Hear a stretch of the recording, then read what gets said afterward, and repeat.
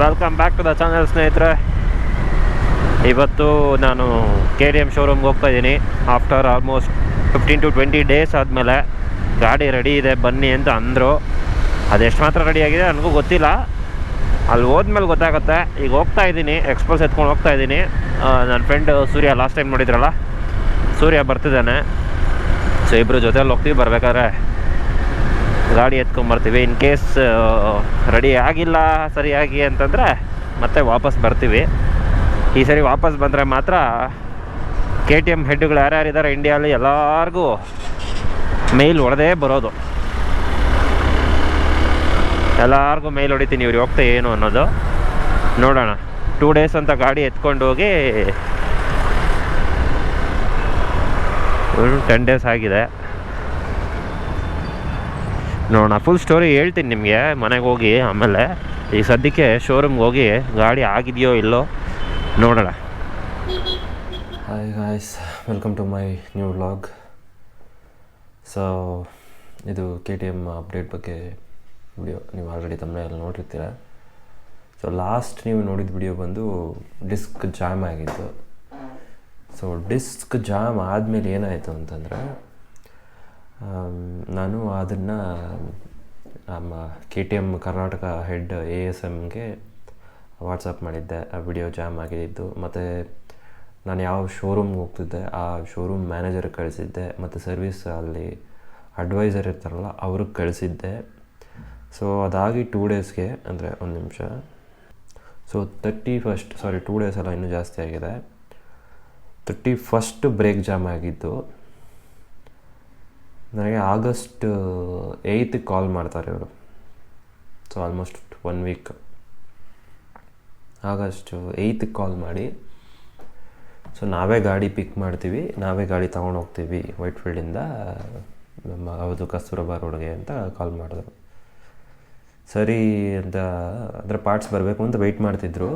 ಹಂಗಾಗಿ 1 week time ತೊಗೊಂಡಿದ್ರು ಅವರು. Parts ಬಂದಿದೆ, ನಾವು ರೆಡಿ ಮಾಡ್ತೀವಿ ಅಂತ ಇಲ್ಲೇ ಬಂದು ನನ್ನ ಮನೆಗೆ ಲೊಕೇಶನ್ಗೆ ಬಂದು ಇಲ್ಲಿಂದ ಇಬ್ಬರು ಟೆಕ್ನಿಷಿಯನ್ಸು ಆ ಬ್ರೇಕ್ನ ಲೂಸ್ ಮಾಡಿ ತೊಗೊಂಡೋಗ್ತೀವಿ ಅಂತ ಹಂಗೆ ತೊಗೊಂಡೋದ್ರು ಮಾರತಳ್ಳಿ ಶೋರೂಮ್ಗೆ. ಅಲ್ಲಿ ಹೋಗೋಷ್ಟೊತ್ತಿಗೆ ಮತ್ತೆ ಒಂದು ಸರಿ ಜಾಮ್ ಆಗಿದೆ. ಮತ್ತು ಅಲ್ಲಿಂದ ಲೂಸ್ ಮಾಡಿ ಅಲ್ಲಿಂದ ಕಸ್ತೂರಬಾ ರೋಡ್ಗೆ ಇವರು ತೊಗೊಂಡೋಗಿದ್ದಾರೆ. ಸೊ ತೊಗೊಂಡು ಹೋಗೋಕ್ಕಿಂತ ಮುಂಚೆ ಹೇಳಿದ್ದೇನು, ಪಾರ್ಟ್ಸ್ ಆಲ್ರೆಡಿ ಬಂದಿದೆ, 2 ಡೇಸಲ್ಲಿ ರೆಡಿ ಮಾಡಿಕೊಡ್ತೀವಿ. ಅಂದರೆ ಪಾರ್ಟ್ಸ್ ಏನು, ಮಾಸ್ಟರ್ ಸಿಲಿಂಡ್ರು, ಬ್ರೇಕ್ ಹಿಡಿತಿರಲಿಲ್ಲ, ಅದರ ಮಾಸ್ಟರ್ ಸಿಲಿಂಡ್ರು, ಮತ್ತು ಏರ್ ಫಿಲ್ಟ್ರ್ ಬಾಕ್ಸ್ ಓಪನ್ ಆಗ್ತಿರಲಿಲ್ಲ. ಸೊ ಏರ್ ಫಿಲ್ಟ್ರ್ ಬಾಕ್ಸು ಎಲ್ಲ ಕ್ಲೈಮ್ ಆಗಿತ್ತು ವಾರಂಟಿಯಲ್ಲಿ, ಅದು ಬಂದಿದೆ, ಹಾಕ್ಕೊಡ್ತೀವಿ ಅಂತ. ಸೊ 2 ಡೇಸ್ ಆದಮೇಲೆ ಕಾಲ್ ಮಾಡಿದ್ರೆ,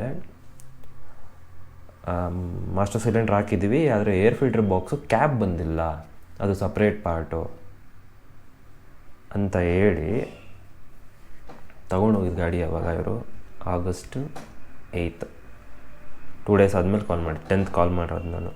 ಸೊ ಅಲ್ಲಿಂದ ನಿನ್ನೆ August 24ವರೆಗೂ ಪಾರ್ಟ್ಸ್ ಬಂದಿಲ್ಲ ಅಂತ ಅಂದ್ಕೊಂಡೆ ಇಲ್ಲಿವರೆಗೂ ಹೇಳ್ಕೊಂಬಂದರು. ಸೊ ಮೊನ್ನೆ ಲಾಸ್ಟ್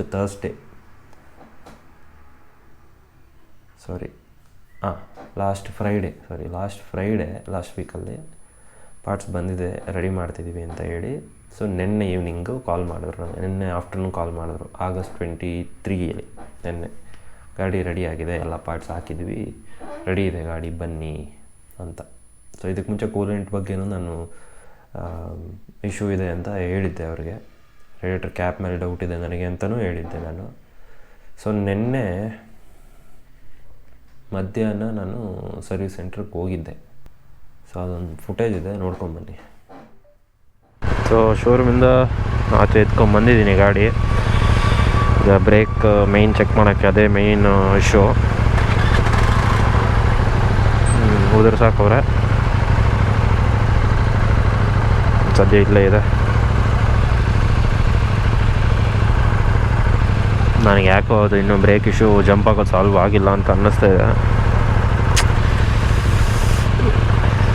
ಎಷ್ಟು ದೊಡ್ಡ ಸಿಟಿಗೆ ಬಂದು ಮತ್ತೆ ಈಗ ಸುಮ್ಮನೆ ಗಾಡಿ ವಾಪಸ್ ಬಿಟ್ಟು ಹೋಗ್ಬೇಕಾ ಏನೋ ಅನ್ನಿಸ್ತಿದೆ.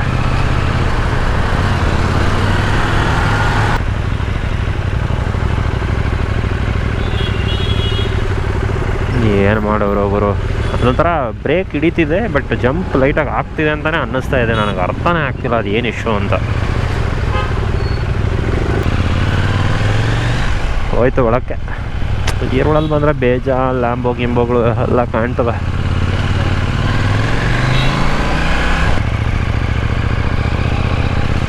ಇವ್ರಿನ್ನ ಇದು ಪ್ರಾಬ್ಲಮ್ ಸಾಲ್ವ್ ಆಗಿಲ್ಲ ಅಂತ ಹೇಳಿದ್ರೆ ಇನ್ನು ಎಷ್ಟು ದಿನ ತಗೊತಾರೋ ಗುರು.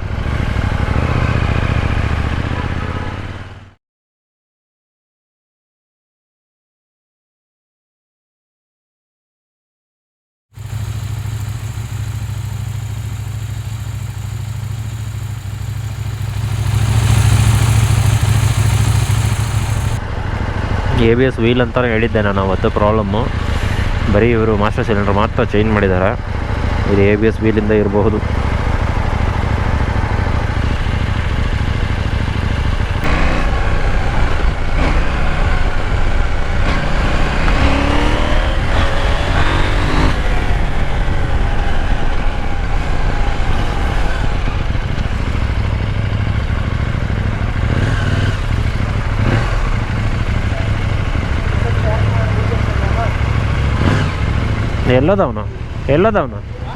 ಎಲ್ಲೋದವನು ಅವ್ನು ತಲೆ ಮಾಡವನೆ. ಅವನ 20 ದಿನ ಇಟ್ಕೊಂಡು ಜಂಪ್ ಆಗ್ತೈತೆ ಇನ್ನೂ.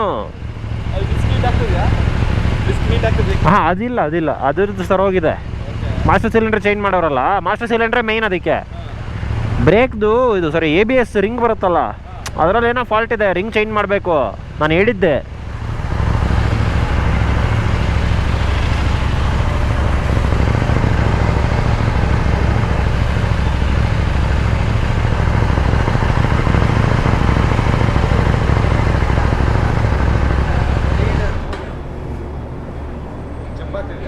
ಜಂಪ್ ಆಗ್ತಾ ಇದೆ. ಅದು ಹೇಳಿ ಸಾಕಾಯ್ತು ಇವ್ರಿಗೆ. ಎಷ್ಟು ಅಂತ ಹೇಳೋದು? ಎತ್ತಲ್ಲ, ಆಲ್ರೆಡಿ 20 ದಿನ ಆಯ್ತಲ್ಲ. ಏನು ಸುಮ್ಮನೆ ನಮಗೆ ಯಾವುದೋ ಸಾವಿದು.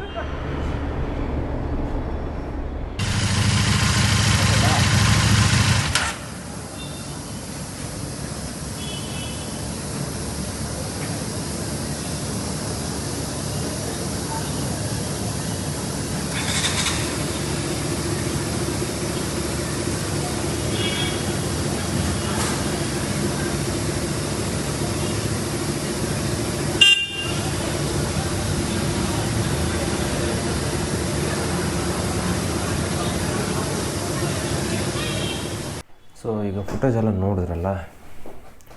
ಸೊ ಆಲ್ಮೋಸ್ಟ್ 1 ಮಂತ್ ಬಿಟ್ಟು ಇಷ್ಟೆಲ್ಲ ವೆಯ್ಟ್ ಮಾಡಿ ಇಶ್ಯೂ ಸಾಲ್ವ್ ಆಗಿಲ್ಲ. ಸೊ ಏನು ಮಾಡ್ಬೋದು? ಇಷ್ಟು ದಿನ ವೆಯ್ಟ್ ಮಾಡಿದ್ದು ಟೈಮ್ ವೇಸ್ಟು. ಪಾರ್ಟ್ಸ್ ಬರಲ್ಲ, ಅದು ಬರಲ್ಲ, ಇದು ಬರಲ್ಲ ಅಂತ ಸ್ಟೋರಿ ಹೊಡಿತಾನೆ ಇರ್ತಾರೆ. ಮತ್ತು ನಿಮಗೆ ಇದಕ್ಕೆ ಮುಂಚೆ ನಾನು ನಿಮಗೆ ಸರ್ವಿಸ್ ಕಾಸ್ಟ್ ಎಷ್ಟು ಅಂತ ಹೇಳಿಲ್ಲ. ಸೊ ಅದೀಗ ಹೇಳ್ತೀನಿ. ನೀವೇ ಡಿಸೈಡ್ ಮಾಡಿ. ನಾನು ಇಷ್ಟೆಲ್ಲ ವೆಯ್ಟ್ ಮಾಡಿ, ಇಷ್ಟೆಲ್ಲ ದುಡ್ಡು ಕೊಟ್ಟು ಗಾಡಿ ತಗೊಂಡು, ಇಷ್ಟೆಲ್ಲ ಸರ್ವಿಸ್ಗೆ ಪೇ ಮಾಡಿ, ಈ ಥರ ಸರ್ವಿಸ್ ಅವರು ಕೊಡ್ತಿರೋ ಟಾರ್ಚರು ನಮಗೆ ಕರೆಕ್ಟಾ? ಸೊ ಲಾಸ್ಟ್ ಸರ್ವಿಸಲ್ಲಿ ನಾನು ಯೂಸ್ ಮಾಡಿದ್ದು motor X oil. So motor X ಬಂದ್ಬಿಟ್ಟು 1561 ರುಪೀಸ್ ಪರ್ ಲೀಟ್ರ್ ಇದೆ. ಸೊ ಅದು 3 ಲೀಟರ್ಸ್ ಆಯಿಲ್ ಬಂದು 4683 ರುಪೀಸ್ ಆಗುತ್ತೆ. ಸೊ ಲಾಸ್ಟ್ ಟೈಮ್ದು ಹೇಳ್ತೀನಿ. ಈ ಸರಿ ಅದು ಯೂಸ್ ಮಾಡಿಲ್ಲ ನಾನು.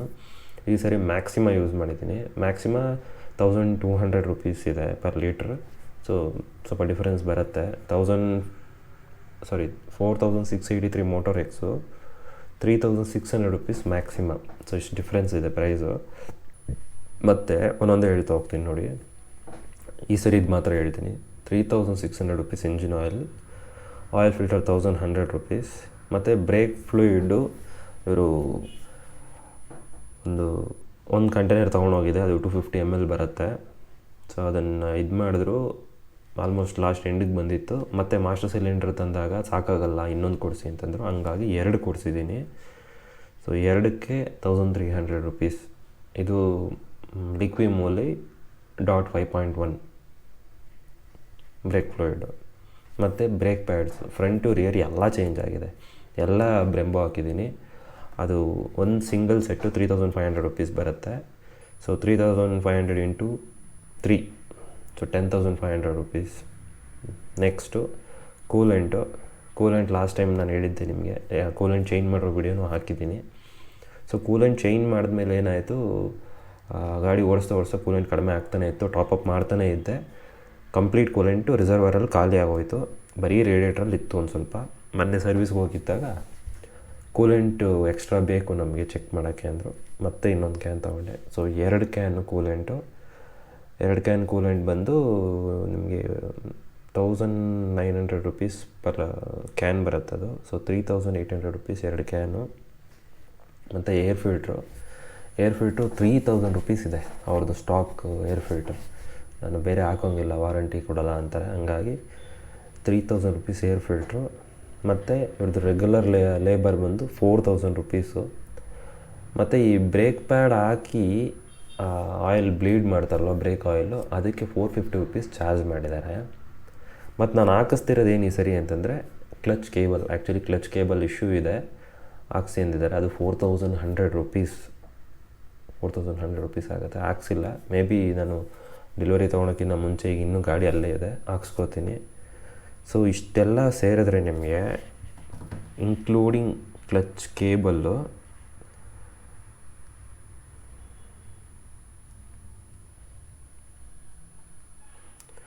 So 31,850 rupees. 31,850 ರುಪೀಸ್ ಆಗುತ್ತೆ. ಸೊ ಇಷ್ಟು ಪೇ ಮಾಡಿ, ಇಷ್ಟು ಟಾರ್ಚರ್ ತಗೊಂಡು, ಸೊ ನಿಮ್ಗೆ ಏನು ಅನಿಸುತ್ತೆ, ಇದು ವರ್ತಾ? ಗಾಡಿ ಚೆನ್ನಾಗಿದೆ, ಗಾಡಿ ಬಗ್ಗೆ ಕಂಪ್ಲೇಂಟ್ ಇಲ್ಲ ನನಗೆ, ಇಶ್ಯೂಸ್ ಸಾಲ್ವ್ ಮಾಡ್ತಿಲ್ಲ. ಇವ್ರಿಗೆ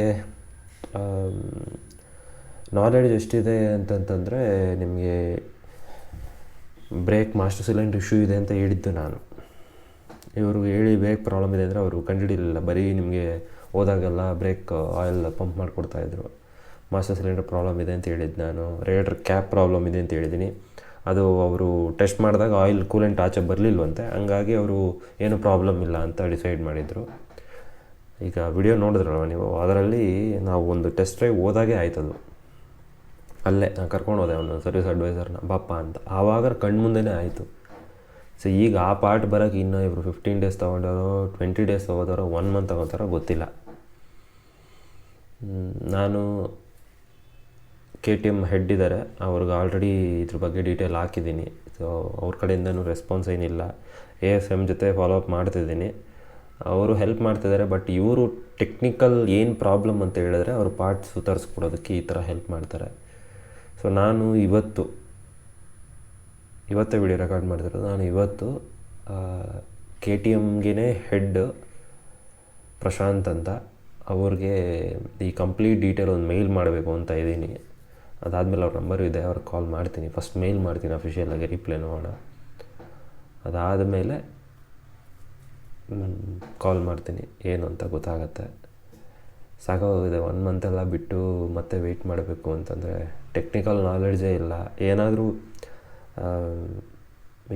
ಕೂಲೆಂಟ್ ನಾವು ಬೇರೆ ಹಾಕಿದ್ದು ಇದು ಅಂದರೆ ವಾರಂಟಿ ಬರೋಲ್ಲ, ಕಸ್ಟಮರ್ ಅದು ಮಾಡಿದ್ದಾರೆ ಅಂತ ರೀಸನ್ಸ್ ಹೇಳೋಕ್ಕೆ ಬರ್ತಾರೆ. ಸೊ ಬ್ರೇಕ್ ಪ್ಯಾಡ್ಸು ನೋಡಿದ್ರಲ್ಲ, ಇನ್ನೂ ಇತ್ತು, 25% ಲೈಫ್ ಇತ್ತು. ಸೊ ಬ್ರೇಕ್ ಜಾಮ್ ಆಗಿದ್ದರಿಂದ ಬ್ರೇಕ್ ಪ್ಯಾಡ್ಸ್ ಹೋಯಿತು. ಸುಮ್ಮನೆ ಅದು ಒಂದು ನನಗೆ ಎಕ್ಸ್ಟ್ರಾ ಖರ್ಚು. ಗೊತ್ತಿಲ್ಲ ಇವರಿನ್ನೂ ಏನೇನು ಮಾಡ್ತಾರೆ ಅಂತ, ಸಾಕಾಗೋಗಿದೆ. ಸೊ ನಿಮ್ಮ ಕಡೆಯಿಂದ ಏನೋ ಸಜೆಷನ್ ಇದ್ದರೆ ಕಮೆಂಟ್ ಮಾಡಿ. ಬಟ್ ದಯವಿಟ್ಟು ಸುಮ್ಮನೆ ಏನೇನೋ ಕಮೆಂಟ್ ಮಾಡಿಬಿಡಿ. ನೋಡಿದ್ದೀನಿ ನಾನು, ಪ್ರಾಪರಾಗಿ ಏನಾದರೂ ವರ್ಕ್ ಆಗುತ್ತೆ ಹಿಂಗೆ ಮಾಡಿ ಅಂತ ಇದ್ದರೆ ಅದನ್ನು ದಯವಿಟ್ಟು ಕಮೆಂಟ್ ಮಾಡಿ ತಿಳಿಸಿ. ಇಲ್ಲ ಇನ್ಸ್ಟಾಗ್ರಾಮಲ್ಲಿ ನನಗೆ ಪಿಂಗ್ ಮಾಡಿ ಹೇಳಿ ಹಿಂಗೆ ಮಾಡಿ ಅಂತ. ಸೊ ನಾನಂತೂ ಹೇಳಿದ್ದೀನಲ್ವಾ, ಮೇಯ್ನ್ ಪ್ರಶಾಂತ್ ಅಂತ ಪ್ರಶಾಂತ್ ಪಿಂಗ್ಲೇನೋ ಏನೋ ಇದೆ ಅವ್ರ ಹೆಸರು, ಮಹಾರಾಷ್ಟ್ರ KTM ಹೆಡ್ ಅವರು. ಸೊ ಅವ್ರಿಗೆ ಇವತ್ತು ನಾನು ಮೇಲ್ ಮಾಡಬೇಕು ಅಂತಿದ್ದೀನಿ ಕಂಪ್ಲೀಟು. ಅದು ಬಿಟ್ಟು ನಿಮ್ಮ ಕಡೆಯಿಂದ ಏನೋ ಸಜೆಷನ್ ಇದ್ದರೆ ಕಮೆಂಟ್ ಮಾಡಿ, ಇಲ್ಲ ಇನ್ಸ್ಟಾಗ್ರಾಮಲ್ಲಿ ನನಗೆ ಪರ್ಸ್ನಲಾಗಿ ಪಿಂಗ್ ಮಾಡಿ ಹೇಳಿ. ಸರಿ ಸ್ನೇಹಿತರೆ, ನೋಡೋಣ. ಈಗ ಇನ್ನು ಅಪ್ಡೇಟ್ ಏನಿಲ್ಲ ಸದ್ಯಕ್ಕೆ, ನೋಡೋಣ ಯಾವಾಗ ಏನು ಹೇಳ್ತಾರೋ ಅದ್ರ ಮೇಲೆ ನಾನು ನಿಮ್ಗೆ ಅಪ್ಡೇಟ್ ಮಾಡ್ತೀನಿ. ಸಿಗೋಣ ಇನ್ನೊಂದು ವಿಡಿಯೋಲ್ಲಿ. ಬಾಯ್ ಬಾಯ್.